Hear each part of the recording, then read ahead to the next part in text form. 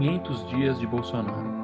Esse é o vídeo que existe para desagradar a todos. As respostas são complexas, muita coisa nos bastidores que a gente não tem a menor ideia. E esse vídeo é o melhor que nós conseguimos concluir até agora. O objetivo do vídeo não é dar veredito em nada, e sim colocar a bola em jogo para você pensar junto com a gente, concordando, discordando, argumentando. Quem era Bolsonaro? Até alguns anos atrás, ele era um Zé Ninguém. Estava lá no Congresso, no meio de 500 pessoas. Era o que chamava-se de baixo clero, defendendo os interesses da base dele, de pouca expressão no Brasil. Agora, em 2018, se formou uma gigantesca brecha política. Abriu uma porta gigante e ele entrou. Como ele fez isso? Se apresentando como o primeiro candidato a presidente com viabilidade eleitoral com perfil conservador. Não tinha isso na política de forma expressiva. É o cara que vem com valores como a família, né? Ó, você que é da família brasileira e odeia esse negócio de kit gay, você que acha que tem os professores todos são comunistas e estão doutrinando nossos filhos, essa galera que fala que não pode zoar com nenhuma minoria, mas com o cristianismo pode. Então, todo esse caldeirão de ressentimento contra toda essa cultura, esse caldo de cultura de esquerda, que a pessoa não tinha voz, ele se tornou um representante disso. A ideia da criminalidade, a bandidolatria, a idolatria a bandidos, né? Sempre todas as leis sempre protegendo bandidos, sempre dando mil direitos, e o cidadão direito tem que ficar trancado em casa com medo, no meio de um dos maiores índices de assassinato do mundo, né? O Brasil estava matando mais de 50 mil pessoas por ano, como se fosse uma guerra do Vietnã inteira. Todos os 20 anos de guerra do Vietnã que os Estados Unidos teve, todo ano morria no Brasil. Então ele veio com essa, ó, bandido tem que se ferrar e acabou, bandido boa, bandido morto, e isso teve bastante tração numa fatia do eleitorado.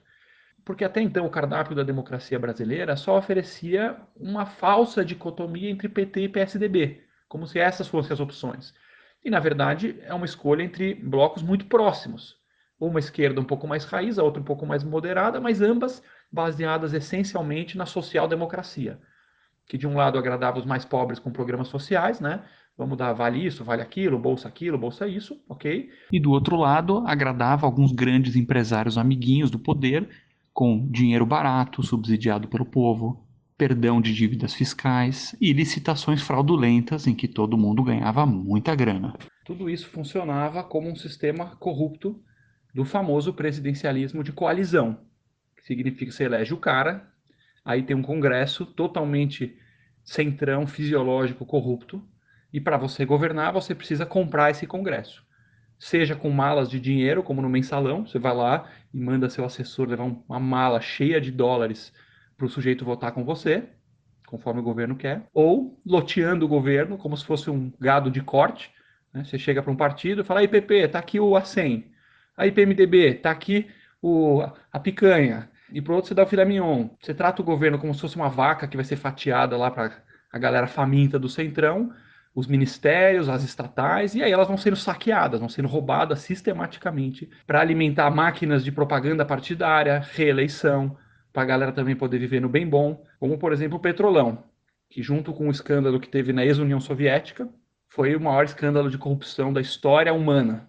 Enquanto isso, o cidadão comum vinha sendo ignorado, pagando seus impostos em dia, uma taxa das maiores do mundo, para bancar essa farra toda. Uma classe que paga muito, não recebe nada em troca, e o Bolsonaro ele surge então, na visão desse grupo, como a única opção viável eleitoralmente, com essa ideia que ele vendia de vamos acabar com tudo isso que está aí, vamos pegar um cara que é de fora e vamos juntar o conservadorismo, né, dos costumes com uma outra força que estava emergente, que a gente pode chamar de lavajatismo.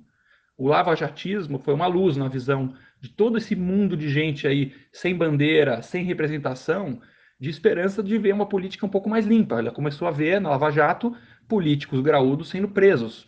Imagina o que é isso na cabeça de um cidadão de classe média brasileira, você começar a ver os poderosos indo para a cadeia. Não só o Lula, que veio depois, mas os políticos mais poderosos do Brasil, Eduardo Cunha, presidente da Câmara. Os maiores empresários do Brasil, Marcelo Odebrecht, dono de construtora.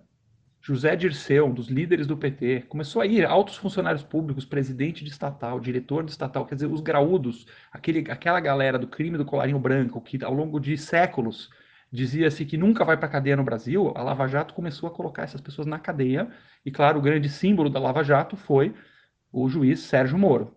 E um terceiro grupo, além dos conservadores, dos lavajatistas, veio a galera do perfil liberal, que dizia que queria ver o governo saindo do cangote das pessoas, né? O liberal enxerga o governo brasileiro com toda essa carga tributária, toda essa burocracia, toda essa encheção de saco em quem quer produzir e trabalhar no Brasil, vê como se fosse um vampiro lá com as mãos apertando o pescoço de quem produz.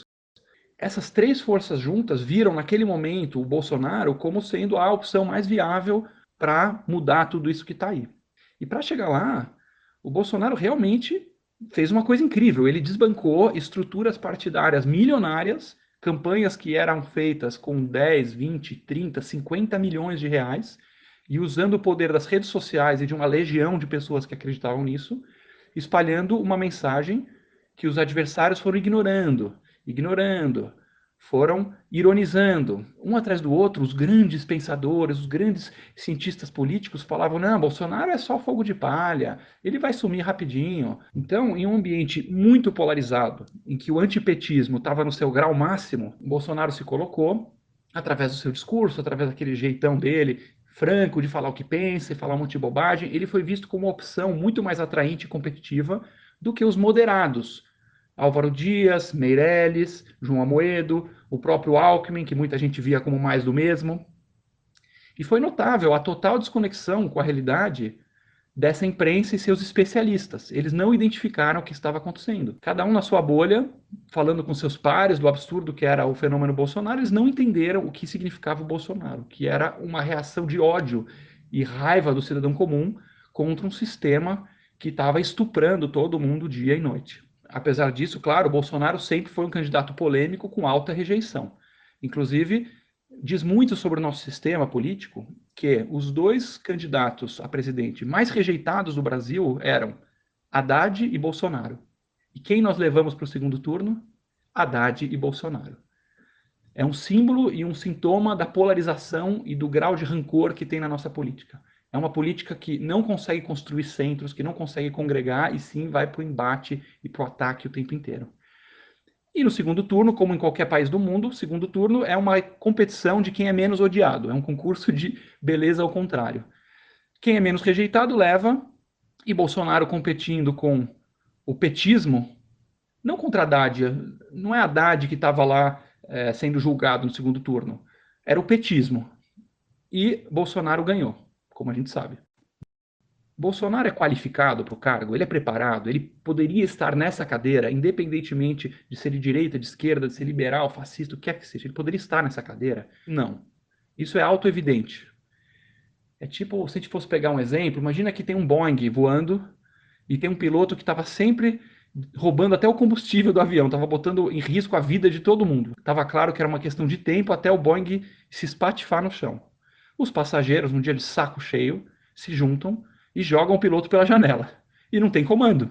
E aparece Bolsonaro, que nunca tinha pilotado avião nenhum na vida, ele faz sinal da arminha, ele promete aquilo vai ser roubo de combustível, essa bandalheira aí desses caras que estavam roubando. Chama um sujeito chamado Paulo Guedes, fala assim, ó, esse aqui vai cuidar aqui da navegação do avião, vamos colocar ele na rota e não vai mais ter roubo, vai ser ótimo, maravilhoso, e todo mundo volta no cara, e o cara vira presidente. Ele já pilotou um Boeing alguma vez na vida? Não, nunca. Ele já pilotou qualquer avião? Nunca. Ele tem pelo menos brevet de piloto? Ele é formado nisso? Não. Ele não tem qualificação para esse cargo. E realmente, assim, trazendo para a realidade concreta, se você chegar para pessoas em países mais sérios, né, do que o Brasil e a Europa, no Japão, na Austrália, até mesmo na China, que é autoritária, você pega um currículo, você fala, o que esses caras fizeram na vida? Você vai ver lá, olha, o cara foi um prefeito de sucesso, aí ele virou um governador, se mostrou de sucesso, aí ele geriu uma grande empresa, aí pegou um ministério. Existem passos que vão sendo dados para que a pessoa esteja preparada para o cargo mais difícil do Brasil. Bolsonaro, ele foi militar por um tempo, saiu em circunstâncias aí bastante polêmicas para lá ou para cá, não foi uma grande carreira, virou deputado, ficou quase 30 anos como deputado, lá no Baixo Clero, ia para Brasília, conversava daqui, conversava dali, aprovou 2 leis em 30 anos de pouca expressão. É um currículo muito júnior. Ele nunca geriu nada, ele não sabe o que é pegar uma equipe e fazer acontecer alguma coisa na prática, ele não sabe executar algo. Como chefe do executivo, ele tem que saber juntar um grupo de pessoas excepcionais, dar direcionamento, acompanhar, ver no detalhe, conciliar diferentes visões, ser um apaziguador, ele precisa ser um líder. E não é uma crítica isso contra o Bolsonaro especificamente, porque não é que a Dilma antes era muito melhor, nem o Lula, eles não eram qualificados. Nenhuma empresa vai colocar um cara como presidente sem ter um belíssimo currículo de experiência comprovada. Ele não tem experiência comprovada em gerir nada, ele nunca geriu, ele nunca tocou nenhuma barraca de cachorro-quente. Assim como outros anteriores. É por isso que a gente está nesse desastre. A gente não consegue, nós eleitores, filtrar candidatos que tenham experiência para fazer o trabalho. Veio o primeiro ano, ele fez uma coisa muito certa no começo, ele realmente colocou o ministério, apesar de ter alguns patetas lá no ministério, a maioria dos ministros, especialmente os mais importantes, os mais relevantes, ele colocou pessoas técnicas, qualificadas e deixou a galera trabalhar. Essa foi a parte boa, que ele deveria ter continuado fazendo. Então o Guedes dava a rota lá da economia, o Moro estava lá na segurança, seria uma Tereza Cristina na agricultura, um Mandetta na saúde. Você tinha caras bons, isso foi o maior mérito dele disparado, ele não loteou o governo, ao contrário de outros governos anteriores. E ele ficava lá fazendo gracinha no Twitter. Então ele falava do Golden Shower, ficava brigando com a Greta Thunberg sobre a Amazônia, chamando a mulher do presidente da França de feia. A imprensa ficava escandalizada, o Bolsonaro falando uma bobagem por dia, mas embaixo da superfície da gritaria das redes sociais, o Avião Brasil estava indo no caminho certo. O desemprego caindo, a inflação caindo, os juros caindo, a economia cresceu pouco, sim, mas por que ela cresceu pouco? Porque o setor privado cresceu muito e o governo, que é a fonte de grande ineficiência, estava diminuindo. Até os assassinatos. O Brasil teve 10 mil assassinatos a menos em 2019. São 10 mil cadáveres a menos de pessoas chorando em cima de caixão. Foram grandes vitórias. Claro que já tinha alguns sinais de que a gente tinha uma liderança complicada. Quem estava lá próximo ao presidente, mesmo aliados que estavam apoiando o governo, tudo, nos bastidores, sempre falavam: ó, esse cara é meio doido, esse cara não quer saber de governar. Eu trago aqui os projetos, presidente, vamos ver aqui o projeto de tal. Ele, não, tá. Não tinha paciência, não tinha saco, não tinha habilidade de gerir. Isso é uma coisa que você cria, não é que você tendo nada. Se você pegar um cara que é da natação e mandar ele jogar vôlei do dia para noite, ele não vai jogar vôlei. Não era preparado para fazer o que ele precisava fazer. Nenhum líder treinado do mundo decide alguma coisa que diz respeito ao ministério sem falar com o seu ministro. Os ministros do governo Bolsonaro estavam descobrindo as decisões da sua pasta pelo jornal. Isso é um absurdo, isso não existe. Ok, assim foi o primeiro ano, com os adultos fazendo o que tinha que fazer, o presidente nas redes sociais, a mídia escandalizada, mas o Brasil estava caminhando para ir numa direção boa. Mas a gente sabe que veio a tempestade da China, né, o coronavírus, e precisava de mais do que ele. Precisava de um piloto melhor. A verdade é essa. Não é mais o momento de um político em campanha que fica xingando o adversário, mitando. Precisa de um líder de verdade. Um líder que una o país, que dê direção, que congregue. E ele não estava à altura, simplesmente. O Brasil começou a sair do rumo rapidamente. Bolsonaro estava fadado a ser perseguido ao governar? Era uma coisa escrita em pedra que ele ia ser perseguido? Sem dúvida, sim. Ele ia ser perseguido mesmo. A esquerda raiz, que perdeu o poder e quer voltar, certamente ia fazer tudo para derrubar o cara. E se ele seguisse a promessa dele de ter um ministério técnico, de não lotear, de não dar espaço para corrupção, sem dúvida o Centrão também ia ficar contra ele. Então, assim, não tenho dúvida de que pelo menos ia ter X mil pessoas batendo nele dia e noite. Só que o que ele fez foi transformar X mil pessoas em 10x, desnecessariamente. Ele aumentou 10 vezes os inimigos dele, ele jogou uma boa parte do campo de apoiadores dele para a oposição, pela forma extremamente arrogante do discurso dele e dos seus bolsominions. Uma visão de que se você não se ajoelhar perante o Deus Bolsonaro, se você não concordar com tudo que ele fala, se não for Deus no céu e Bolsonaro na terra, se você apontar as coisas óbvias em que ele está falhando, como por exemplo prestigiar manifestações que pedem um golpe de Estado, a volta da ditadura, o que é um absurdo, é inaceitável. Então você é um comunista, você é um traidor. E um por um eles foram jogando pessoas para esse lado. Um atrás do outro. Podemos citar aqui 30 novos comunistas. A lista de comunistas oficiais foi aumentando dia a dia. Os ministros começaram um por outro. A hora que você sai do governo, você vira um comunista. O Mandetta, agora o Nelson Teixe, que ficou menos de 30 dias no governo, já virou comunista porque não abraçou a cloroquina. Se você não se ajoelha para o Bolsonaro, ou para a cloroquina, ou para o Nióbio, ou qualquer merda que ele fala, você vira comunista.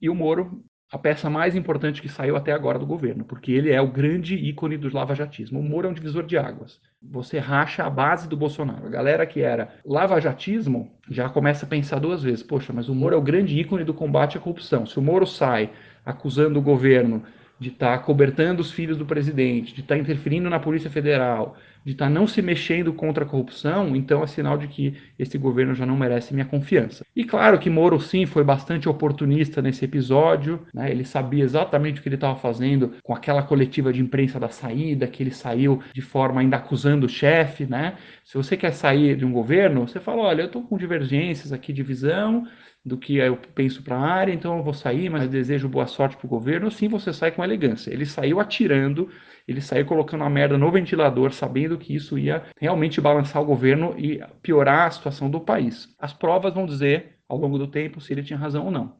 Se ele tem provas realmente contundentes de crime do presidente, tem mais é que sair mesmo. Se ele não tiver, então ele foi um grande irresponsável, talvez por motivações próprias. O tempo dirá. E assim foi que o barco foi afundando. O governo foi perdendo popularidade rapidamente, que é uma coisa bastante estranha, porque em grandes crises externas, os governos ganham popularidade. Quando tem guerra, quando tem desastre natural, quando tem pandemia, o natural é as pessoas se voltarem para o governo, se unirem em torno do presidente, o presidente ganhar visibilidade e popularidade, que é o que está acontecendo com quase todos os líderes do mundo. Eles estão subindo na aprovação popular, mesmo os conservadores de direita. Todo mundo está subindo na aprovação e o Bolsonaro despencou. Isso é uma prova da incompetência dele como comunicador presidente. Como que o Bolsonaro é como comunicador de campanha? Espetáculo. Poxa, o cara ganhou a eleição num dos maiores países do mundo com 2 milhões de reais. Como que ele é como presidente? É uma catástrofe. Como é que ele lidou com o corona? Ele passou uma mensagem que, se ele explicasse direito para as pessoas, tem méritos. Galera, não adianta trancar todo mundo em casa, isso aqui não é Europa, nós somos um país pobre, as crianças precisam comer, a gente tem muito miserável no Brasil, não adianta parar a economia, porque quem vai produzir a comida, quem vai produzir o remédio, como é que as pessoas vão sobreviver, não adianta salvar 10 mil de corona e matar 50 mil de fome, vamos ter que ter um equilíbrio, vamos intercalar quarentena com medidas de abertura. Essa é a mensagem correta, sempre com respeito aos mortos, sempre mostrando os prós e contras. Essa mensagem ele teria ganho a parada. Mas, como diz o próprio Rodrigo Constantino, ele é um dos mais próximos a Bolsonaro, que mais apoia, que mais defende, ele fala assim, olha, o Bolsonaro quando vê uma caixa de banana lá do outro lado da rua, ele sai correndo só para escorregar. Parece que ele só vive na polêmica, só vive na mitada. Do corona, a insensibilidade do discurso dele é horrível. Ah, é só uma gripezinha, é só um resfriadinho, já vai passar, não vai morrer mais que 800 pessoas. E daí, não sou coveiro, o que você quer que eu faça? É horrível. E ele não faz um meia-culpa, ele não chega em nenhum momento e admite que ele estava enganado no começo. E tudo bem, nós somos seres humanos. Hoje nós temos crianças já passando fome por conta do corona. Tem uma ONG que nós estamos próximos que escreveu dizendo que o pão velho acabou, que as crianças estão passando fome, que são assistidas. Famílias que não têm comida na mesa porque não conseguem mais trabalhar. Tudo isso encontraria no presidente o melhor embaixador possível para uma política mais balanceada. Mas hoje não. A forma incompetente, atropelada, insensível que ele se comunicou, jogou no lixo a narrativa correta da gente ter soluções inteligentes e equilibradas. Bolsonaro, como comunicador, está cavando a própria cova e aumentou o número de inimigos desnecessariamente. Bolsonaro é honesto? Sim e não. Aconteceram rachadinhas no gabinete do filho do Bolsonaro? Tudo indica que sim. Algumas práticas de nepotismo, de indicar o carinha aqui, pequenos abusos, aconteceram. Depois de 30 anos na política, com os filhos lá tudo na política, achar que ele é a freira no puteiro é de uma ingenuidade enorme. Mas existe uma falácia, uma mentira, chamada a falácia da escala, da diferença monumental de escala. Se você coloca de um lado um barquinho de papel e do outro lado um transatlântico, e fica gritando: é tudo igual, é tudo embarcação, olha só, eu avisei, olha só, embarcação, barquinho, flutua, transatlântico, flutua, é igual, é igual, é igual. Entendam isso, se você chegar e falar, olha, o filho do presidente nomeou um cara, fez a rachadinha, só para conceituar aqui, rachadinha é o seguinte, o Flávio Bolsonaro chega lá pro Zé, que é apoiador dele, e fala assim, ô Zé, eu sei que você tá ganhando 2 pau aí agora, você não quer ganhar 10 mil aqui no meu gabinete? Eu tenho uma vaga de 10 mil, e aí você fica com 5 e os outros 5 você dá lá pro Queiroz que vai ajudar a minha campanha. Isso é rachadinha. Isso tem que ser punido. Isso é corrupção. Ocorreu rachadinha? Provavelmente sim. Tem que ser punido? Sim. A maioria esmagadora dos políticos faz isso? Faz. Hipocrisia, ficar pegando só o cara. mas também ele é o filho do presidente, então chama atenção, normal. Agora, você comparar isso, a rachadinha do gabinete do filho do presidente, do filho, e falar que é igual ao PT, comprando sistematicamente o Congresso inteiro com malas de dinheiro, aparelhando as estatais, cobrando dezenas de bilhões em propina, financiando projetos em países estrangeiros ditatoriais, assaltando o país inteiro, deixando o Brasil na lona para não conseguir ter dinheiro para enfrentar o coronavírus. Você falar que a mesma coisa é de uma desonestidade gloriosa. O governo Bolsonaro, por mais que você odeie e você aponte o dedo para todas as coisas toscas que ele fala, comunicação horrível, insensibilidade, tudo isso que ele faz, é um dos governos com menos escândalos de corrupção da história. Tá lá, é evidente. Quantos escândalos de corrupção estouraram até agora em 500 dias de governo? Qual governo anterior não tem escândalo de corrupção? Os ministérios são técnicos, não tem lá nomeação política, os caras não ficam loteando. Quantos governos fizeram isso até agora? E a aproximação com o Centrão? O que isso significa? Chegar perto do Centrão, distribuir cargos, ficar amigo dos líderes partidários, isso é um descumprimento do que ele prometeu? Sim, é um descumprimento.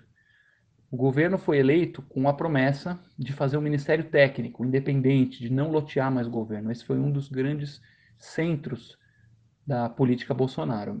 E agora ele está, em parte, sendo obrigado, em parte, optando a virar o curso. Sem isso, ele está ferrado, ele está desesperado, ele está perdendo a aprovação popular, em grande medida pelas bobagens que ele mesmo fez. E ele achou que ia governar em cima do povo, pressionando o Congresso, as boas propostas, não deu certo. Hoje, ou ele dá os cargos, ou ele não governa. E ainda vai perder o poder, provavelmente. Ele está bem preocupado. Então, nesse sentido, o governo Bolsonaro vai acabar ficando mais parecido com todos os anteriores que governaram loteando o poder para os parlamentares. Por outro lado, claro, se um Congresso está aprovando as coisas que precisam ser aprovadas, isso é bom do ponto de vista de funcionar o governo. O nosso povo precisa que o governo funcione, que as leis importantes saiam, que outras sejam revogadas. Então, o Brasil, nesse sentido, vai ficar numa certa normalidade ruim, com alguns lados bons também. E por fim, vale lembrar que não é só o Bolsonaro que tem culpa por esse cenário. Essa é uma história em que não tem um presidente herói e também não tem um presidente demônio. Os outros dois poderes não ajudam em nada, pelo contrário. O judiciário se metendo em tudo, achando que o cara virou legislador, passando por cima do executivo, dizendo quem que o presidente pode nomear, quem não pode, com base num crime futuro. Faz, você não pode nomear esse ministro porque ele pode no futuro vir a cometer um crime. Isso é um absurdo, isso não existe. Com ministros para lá de suspeitos, cheios de enrosco em corrupção, uma das instituições mais privilegiadas do planeta, onde a gente tem lá um Supremo que se acha que é rei do universo, decidem o que eles quiserem, ferram as pessoas comuns do jeito que quiserem, com seus exércitos de motoristas, de copeiros, de faxineiros, de ascensoristas, de professor de ginástica lá no Supremo, com seus milhares de funcionários bancando aquele luxo nababesco enquanto o nosso povo morre de fome. O legislativo, com a sua fome de cargos e verbas, com a saudade do toma lá da cá, travando pautas importantes para o país, legislando em prol dos políticos, em prol dos altos funcionários públicos. É um legislativo que não abre mão do fundão eleitoral. As crianças morrendo de fome em nosso país, os caras não abrem mão do fundo partidário. E esses caras não foram colocados lá pelo Bolsonaro. Fomos nós. Nós apertamos o número deles e o botão confirma. Vamos fazer um meia-culpa. A nossa falta de engajamento, a nossa falta de conhecimento, aquele papinho do é tudo igual, ninguém presta, não me interesso por política. Nós escolhemos cada um dos bandidos que está agora nos sugando sangue. Então vamos olhar um pouco para o nosso umbigo também. Pobre Brasil, com essa combinação aí que nós temos. Enfim, essa é uma história sobre pessoas reais, imperfeitas, em um país real, imperfeito. É o resultado da análise mais honesta que a gente conseguiu fazer, dentro das nossas limitações, sem rabo preso com ninguém, sem puxar o saco de ninguém, tentando dar os dois lados de cada questão e tentar entrar um pouco mais a fundo, abaixo da superfície do que as manchetes de jornal mostram. Esperamos que você que acompanhou até aqui tenha sido provocado pelos nossos comentários, concordando com tudo, ou com parte, ou com nada. Entre para o debate, para a reflexão, é assim que a gente cresce. Se você gostou desse vídeo, siga o Ranking dos Políticos nas redes sociais.